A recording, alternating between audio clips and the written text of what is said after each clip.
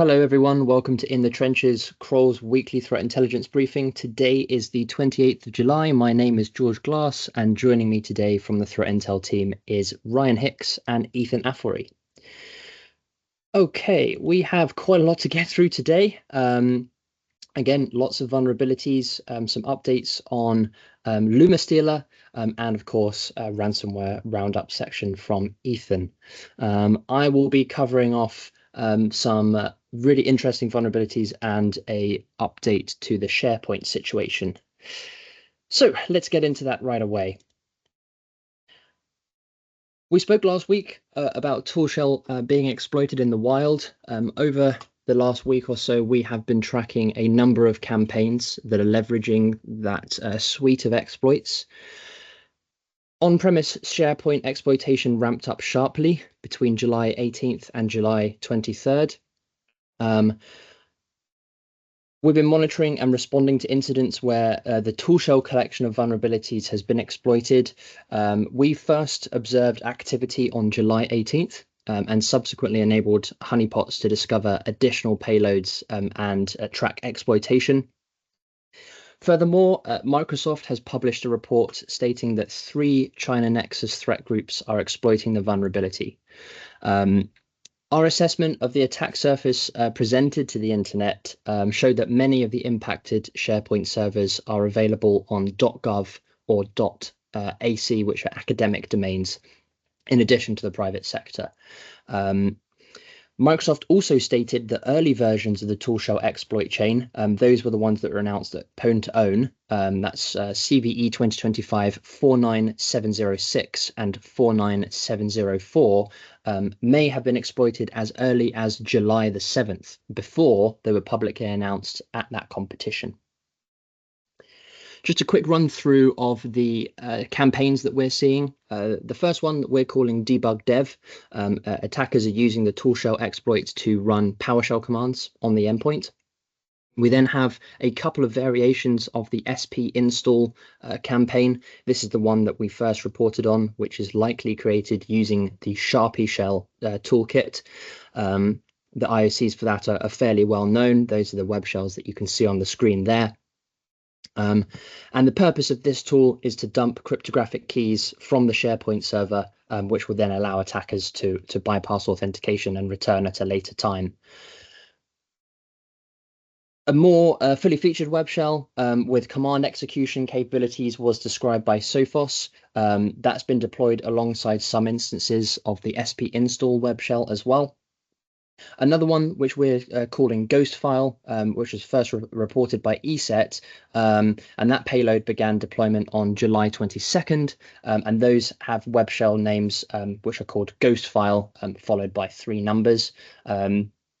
So far on our tracking, we haven't seen any 2 numbers the same, and so it's assumed that that is essentially the threat actor going through a list of targets and incrementing that number by 1 each time. And finally, maybe most interestingly, is something that we're calling badlib. That's an in-memory payload, which builds and executes a .NET-based DLL file. That is, again, designed to exfiltrate system information and cryptographic keys, much like SP install. However, that is obviously in memory, executes and quits and returns the stolen information to the attacker without leaving any trace on the disk. And we started observing that being deployed on July 22nd. So just a reminder, really, if you are running an on-premise SharePoint server that is connected to the internet, assume compromise and contact Kroll for help with that and a compromise assessment. Ensure you are patching these devices, and absolutely must do a rotation of the ASP.NET machine keys immediately, because that means threat actors won't be able to come back after a patch has been applied. Moving on now to Cisco.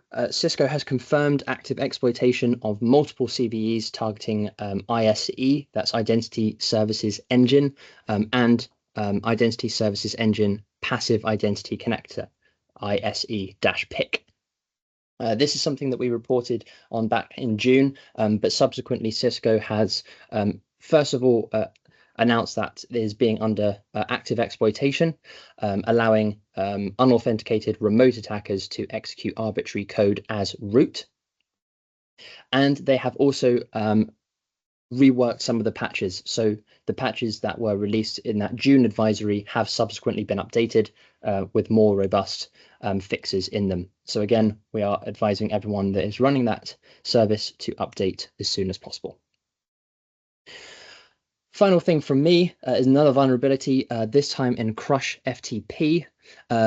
This vulnerability carries a CVSS score of 9.8 and is tracked as CVE 2025-54309. This vulnerability is being actively exploited in the wild and allows for a CrushFTP server for attackers to gain admin access via crafted HTTPS messages. This was initially detected as a 0-day on July 18th, but CrushFTP also acknowledges that it may have been exploited earlier. Again, this is certainly a assume compromise type situation, and if you are affected by this, certainly get in touch with us at Kroll and patch those instances as soon as possible. And with that, I'll now hand over to Ryan to take us through a couple of other bulletins. Over to you, Ryan. Hey, George. So firstly, looking at XWORM, so we recently observed a new method used to deliver XWORM malware family, and our malware analysis team has been analyzing these changes. So XWORM was previously known to leverage a self-contained executable in order to drop the final payload. However, in this recent campaign, it saw XWORM now using GhostCrypt. So this is a service publicized on hack forums and used to exploit DLL sideloading vulnerabilities in known applications. So the service, they state, includes support for a wide range of malware families, including LUMMASTEALER, Radamanthus, SteelC, XWORM, of course, and many other families. As you can see from the diagram, the attack chain starts with phishing with an attached archive file, where notably the lore of the email closely resembled the sector of the victim in this case. And the archive file contains a PDF reader application, a DLL, which is the malicious DLL, and kind of a benign lore PDF file.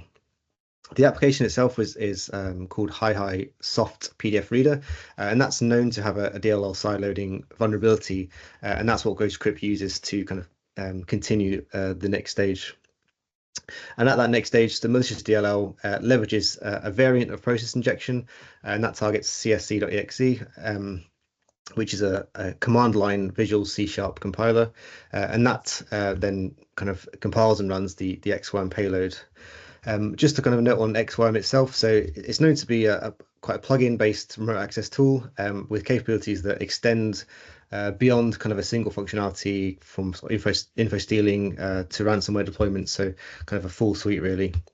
And upon infection, it gathers lots of system information about the victim's machines, including listing antivirus products installed and system architecture.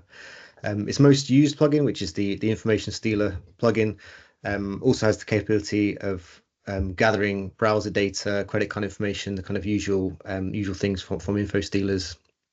And it's also able to disable or terminate Windows Defender, and also excluding paths from Windows Defender scans. There's also kind of a huge variety of commands available to the operator, including the save plugin commands for persistence, and that writes a copy of the plugin to the device registry. And a full list of those available commands can be found in the weekly report itself. You've got a table there showing everything that's kind of available to the operator.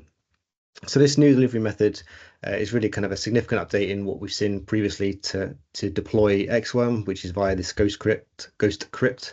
And just to note, there will also be a blog post with more in-depth analysis coming to the Kroll website soon, so keep a lookout for that one. Next, looking for an update on LUMMASTEALER. So in May this year, there was an announcement to declare the seizure of domains in attempts to disrupt LUMMASTEALER infrastructure. And that included Microsoft taking their own action against 2,300 domains. So this week on XSS Forum, the developer of LUMMASTEALER published their first post since that takedown, and in it they confirmed the seizure of the domain, so they kind of acknowledged that. However, they did state that their server was not seized. However, it was reformatted. They go on to kind of highlight that they regained control of the server, updated their protections because it was a vulnerability that was exploited within their own systems. And they note that they have cards up their sleeve, as they quote, and an additional statement will be coming soon. That they say in the post.